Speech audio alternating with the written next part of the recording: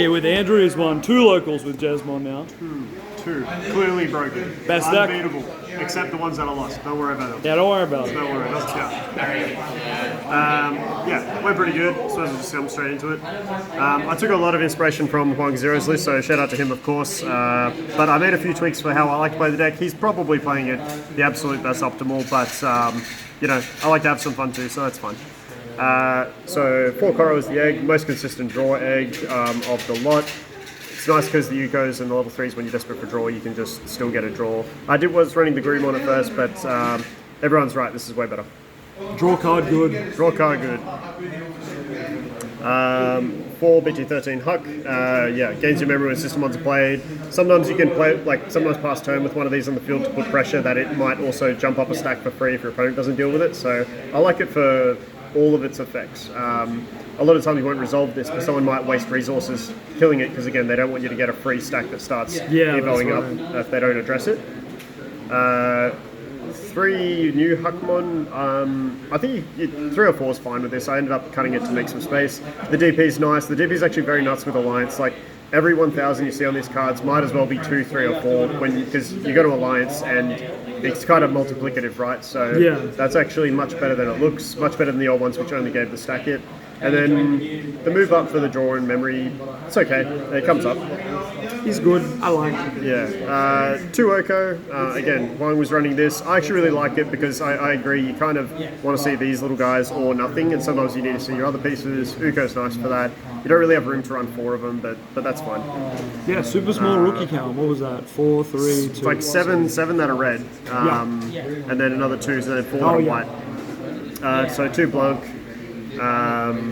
Decoy's still nice, even though you have some inbuilt decoy now. It's still nice to have multiple decoys. It's nice to have something cheap you can play off the level 4 for kind of 1 memory in total. And Ditch 1 draws 2 is nice, especially for dumping the Genku X.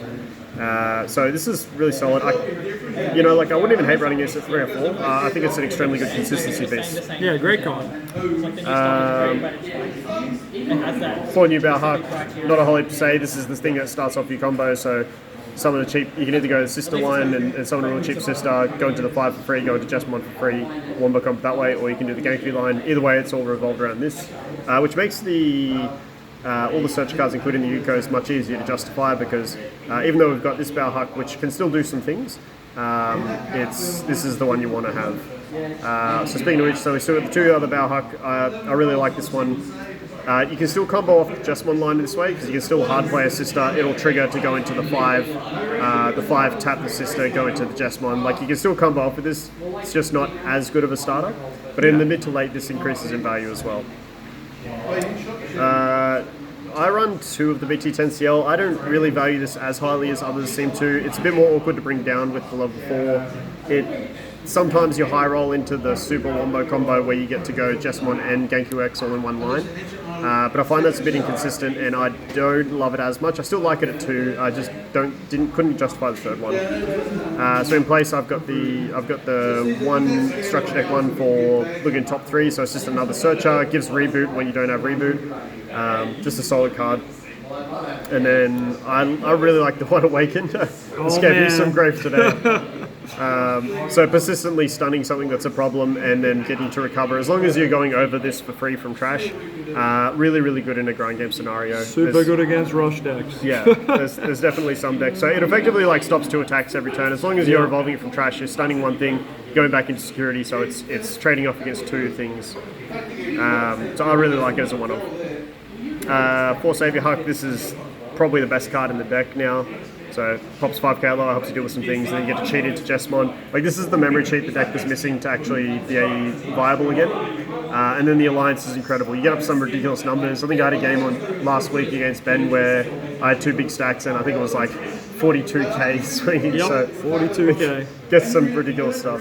And yeah, you don't run the other 5s. The other 5s just don't work with this strategy. I love the other 5s, but it's a completely different play style for them. So yeah, just that guy. Yeah. So I went 3 structure deck Jess. This one is very, very good. However, being sister aligned, it's a bit 50-50, right? Like, it's either broken because you have the sister in hand, or it's really average because you don't have the sister in hand. Yeah. But when you do, it's worth. This is ideally the one you want to see early, and then you switch into another one kind of later. But as early as turn 2, you might be swinging 20k 3 checks with this because you've brought a sister down and you've allianced with it. It's very, very strong, but it drops off kind of later in the game. Makes sense. I'm running 2 of the new Jesmon. I know some people drop this, some people run as a 1-off, some people don't run it at all, some run at 4. I really like this ratio. I really like having one Jesmon that's self-sufficient, so that one can just shit out the token. Shout out to whoever did these tokens online. I definitely printed it out and just used it, so that's not mine. But just being able to summon this out, pop something 8k, get a check, it's a body for the Alliance, and decoy, reboot, like this token's really, really good. In the match I just finished in the finals, re-triggering this every turn to pop an 8k or lower, just kind of helping the last match a lot. I really like it as a 1-off. 2-off. Speaking of 1-offs, I've gone with the 1 Jezex. It's okay. Like, it's kind of nice because it's probably your only way to summon Systemons out of the trash. I know Huang ran 2. I just found it wasn't good enough all the time. I didn't mind it as coming up here and there. Taking the unsuspended can be a thing, but it's okay. Again, it's much better in different builds, but I think as a 1-off, it's nice. So we got 3 Gunku and 3 Gunku X, that's just your bread and butter combo. Summon this guy for cheaper, evolve into this for free, DDG2, make your dudes unaffected. This is generally the swing attempt. This, even when you put them to 6, 7, 8 memory, this still feels good. Even if you don't have the level 4, dropping Gunku down for 8 and going into this, DDG2, unaffected board, DDG is still a very good trade in value, so I think it's fun. 1 old school GX. Like, it's okay. It's just nice when you don't have a DMA options and things like that. Like, it really doesn't put in as much work as it used to, because again, it used to work better with the older Savior Hucks that would summon sisters from trash and things like that. But it's still good for getting some strong checks in. It's okay.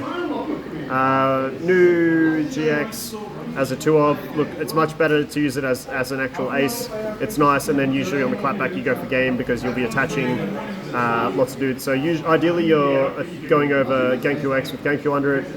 You blast onto this, put another 6 under there, pop something 16k, and then on your turn you're swinging, attaching another one, popping another thing at 16k or lower, or maybe even bigger at that stage. Trashing top 2 security, restand. Like, it's rare not to get lethal with this unless they've got a very, very, very strong board.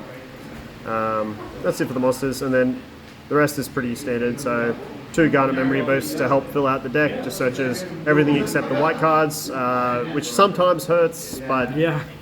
it is what it is. 4 cards that say look at the top 3, add 1, trash the rest. 4 more cards that say look at the top 3, add 1, trash the rest. And they're both 2 costs. Yeah. Coincidence? And just on a moment on From Us to Disciple, so this used to be extremely cracked, and it still comes up here and there, but now because of the combos you do off the level 4, like, the delay on this is much less relevant than it used to be. In fact, it's sometimes hard to find time to use it. So Right. in a vacuum, I actually now prefer Analog Youth, because at least it can add me a sister to hand, or certain other cards, or Huckmons, things like that. Because sisters in this, because of the way you build it, you kind of want the sisters in hand now rather than trash, except for the new CL Awakened. Whereas in previous builds, you actually tended to like them in trash because you just add something else and the 5s would just bring it back. But you don't do that anymore, so you kind of, sometimes you need to be wary about what you add into hand, and that often means keeping a sister handy so you can combo off. And that's pretty much the whole deck, so I'm really enjoying it. I might still change certain ratios and things around. I'm not saying this is solved, but so far I'm really enjoying it, and I think it's a really solid deck. Alright, sweet. Thanks for the profile, man. Cheers, pleasure.